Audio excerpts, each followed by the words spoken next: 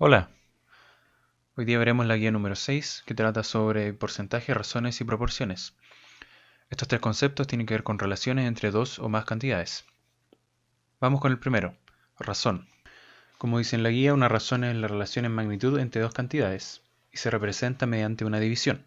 Esta división puede ser como la presentada horizontalmente, a dividido en b, o como una fracción.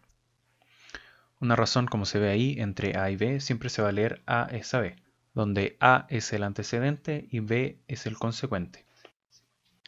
Finalmente, si nosotros calculamos la división que está propuesta ahí, obtendremos el valor de la razón.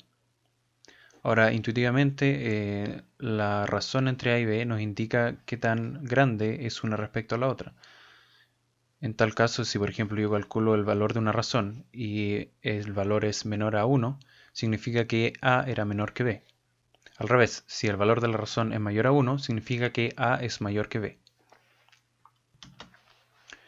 La razón es bastante simple, pero toma mucha importancia cuando vemos el siguiente concepto, que es la proporción. Una proporción representa dos razones iguales. La aplicación por excelencia de la proporción es el predecir un número a partir de una razón conocida. Por ejemplo, si yo conozco la razón entre las horas y los minutos, ¿cierto? Que una hora corresponde a 60 minutos, yo puedo utilizar la proporción para calcular, por ejemplo, cuántos minutos tienen 3 horas, o cuántos minutos tienen una hora y media, o cuántas horas son 125 minutos. Este cálculo se puede realizar tomando en cuenta la siguiente propiedad de la proporción, que es que el producto de los extremos es siempre igual al producto de los medios.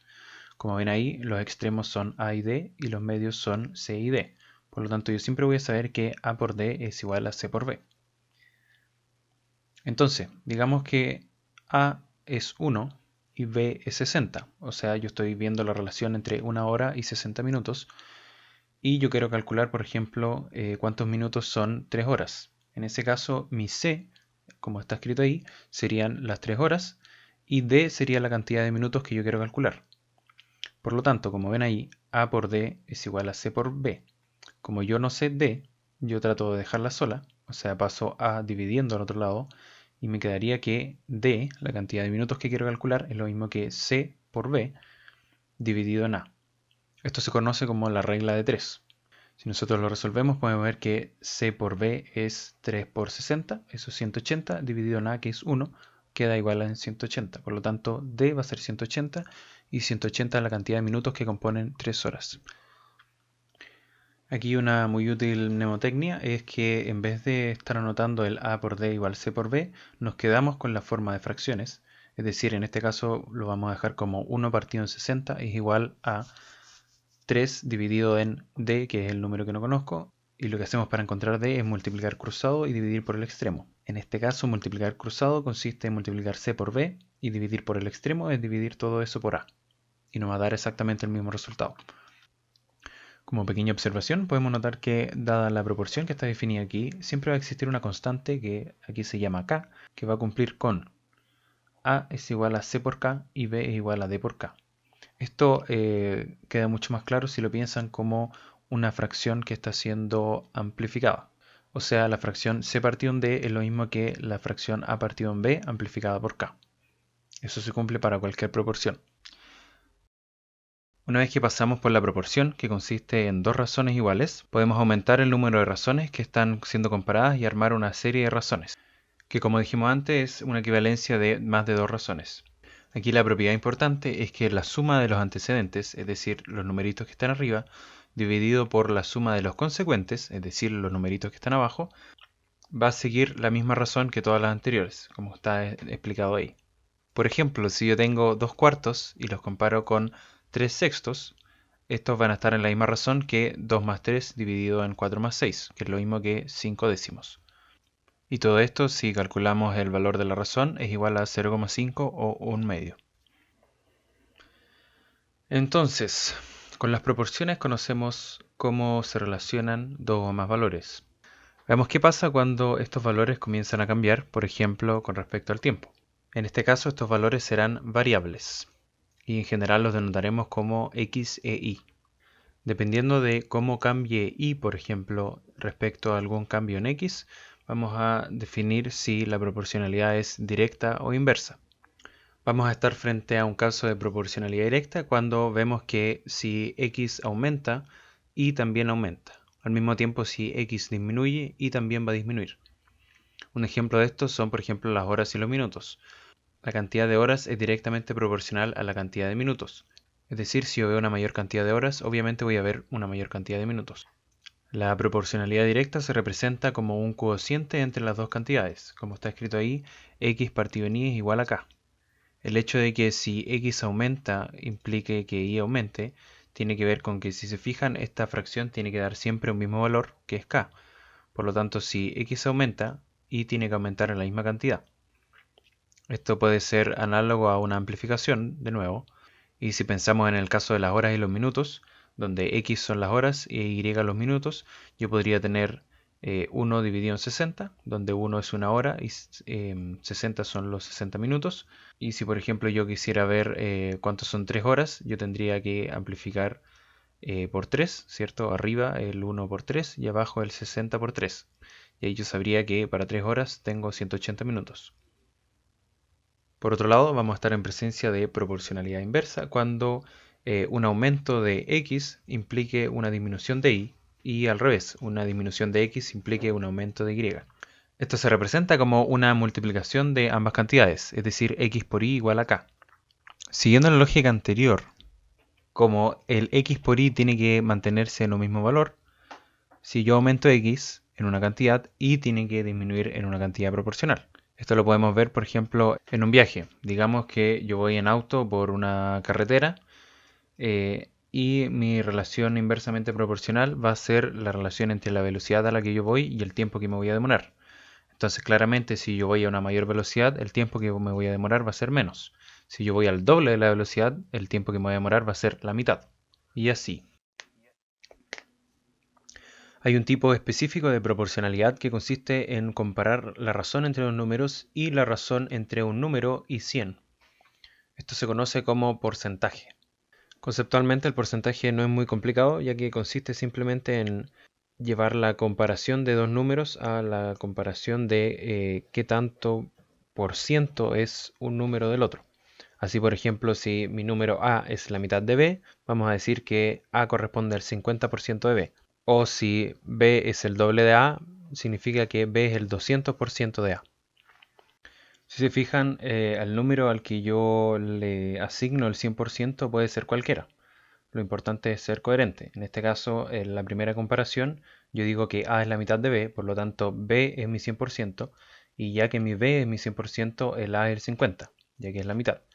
Por otro lado, si yo digo que B es el doble de A, yo estoy diciendo que A es el 100% y que por lo tanto, como B es el doble, B va a ser 2%, 200%.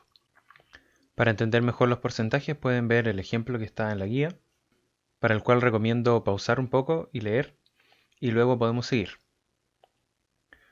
Aquí lo importante es conocer la regla de 3 para el porcentaje, que es muy similar a la que vimos antes, con la diferencia de que ahora el segundo extremo, es decir, lo que está abajo en la fracción de la derecha, va a ser un 100.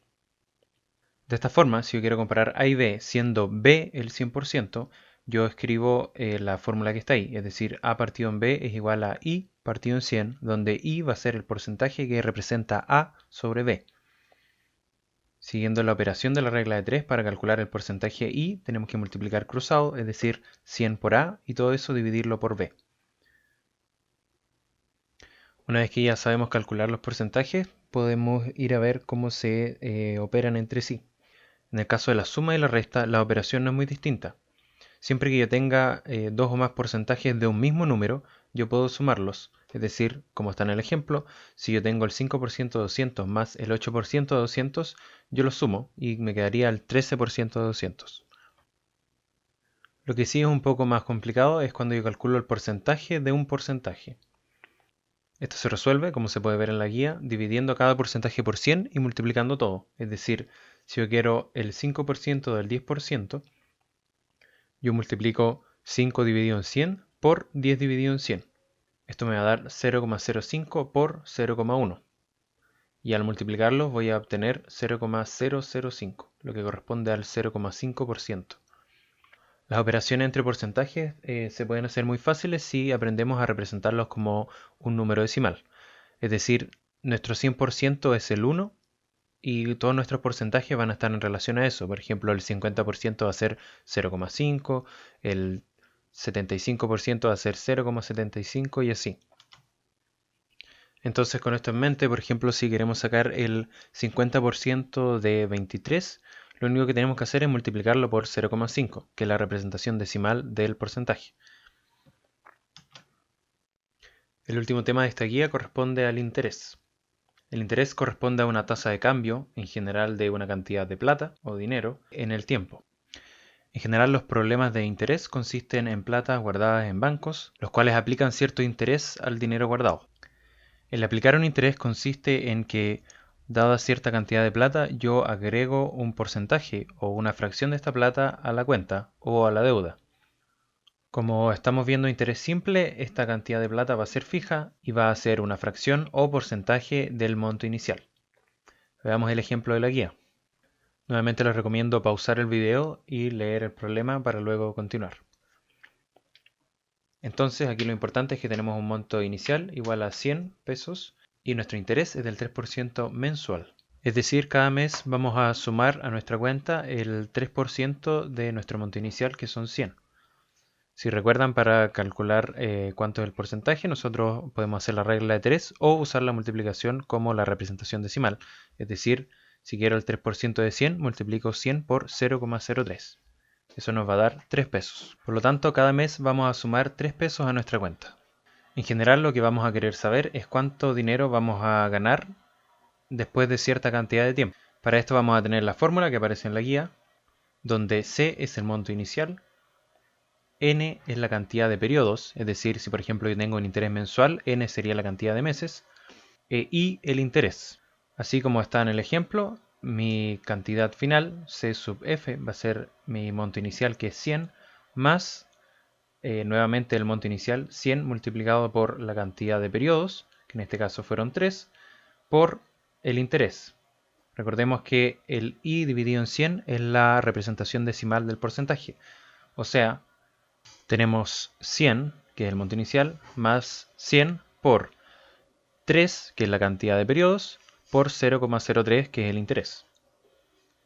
Ahora, el último detalle es que lo que calculamos aquí es el monto final en nuestra cuenta, y si nosotros quisiéramos calcular las ganancias, solo tendríamos que quitarle el 100, que es el C que está ahí. Por lo tanto, nuestras ganancias serán los periodos multiplicados por el interés por el saldo inicial.